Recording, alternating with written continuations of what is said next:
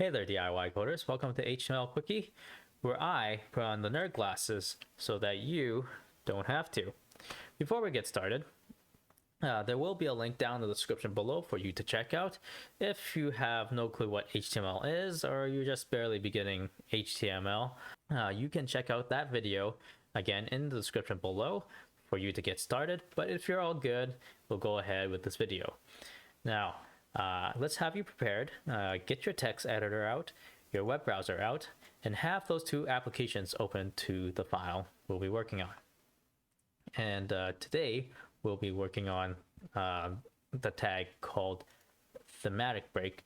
But let's not forget, let's have you copy this bit of code here. So if you need to, pause the video and go ahead and copy this code. But if you're all good, we'll start learning the thematic break tag. So let's see, just like that. Now I'm going to save and then refresh the browser. There will be a button for refreshing the browser at the top of the window, or you can use the shortcut key to go ahead and refresh. You will see this line here. You might not initially notice it as it seems to blend in with the top of this window here. Let me give you an example of how this would be used. So I got some prepared bodies of text that has p tags in it. Okay, we'll do it like that, I suppose. Kind of do it like that. All right, and we'll grab this real quick, and we'll put it under the tag here, under the HR tag. We'll just separate a little bit so that you can visually see better of that HR tag.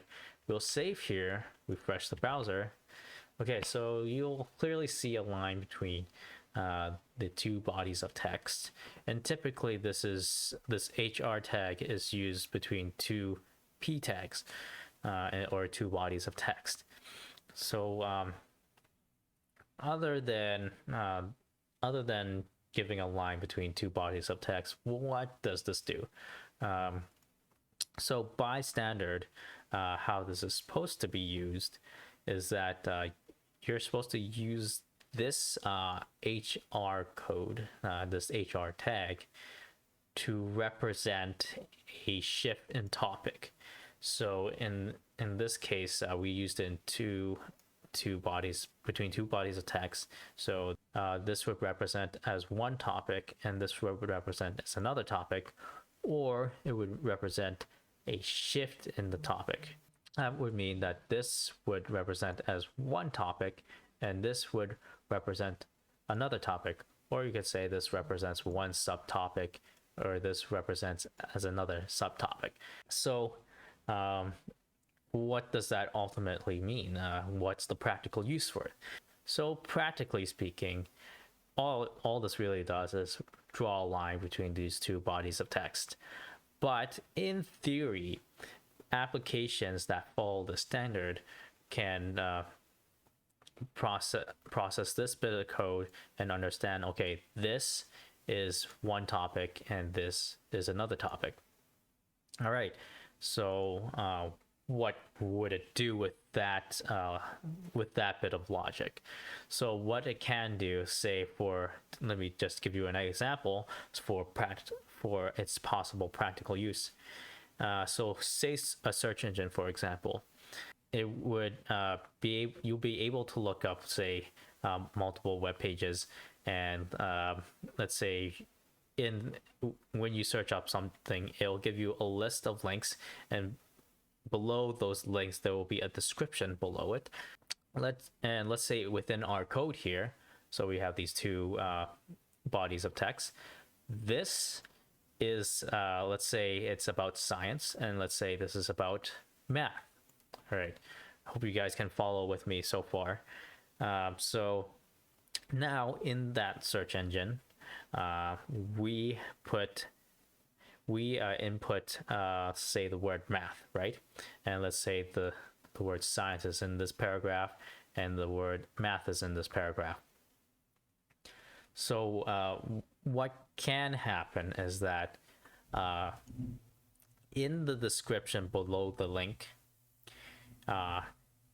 instead of using so to speak, a default description about the web page, instead of showing you that default description about the web page, since you looked up the word math and that this paragraph is about math, or that that it has the word math in it, then what it can do is, instead of using the default description, it can take this paragraph and represent this body of text as the description of that link, so that it can show you it can hopefully show you potentially what you are looking for, instead of giving you a default description of the web page, which would potentially make you think that this web page doesn't have what you're looking for. All right, so I hope I explained that well. So let me summarize again. This tag by default draws a line between typically between two bodies of text, and it's typically used in between two p tags.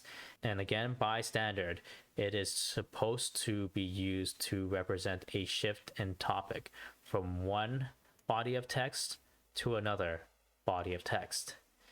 All right, and that's it for this video. If you found this video helpful, please leave me a like.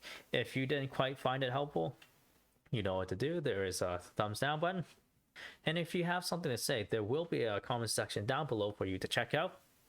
And if you have something to say, you can leave a comment down in the comment section below, and I'll be definitely replying if you do so. And if you think I've earned it, hit that subscribe button, and don't forget to hit the notification bell if you do hit that subscribe button, to make sure that you stay up to date to all my new videos. That's it for now. I thank you for watching. See you guys next time.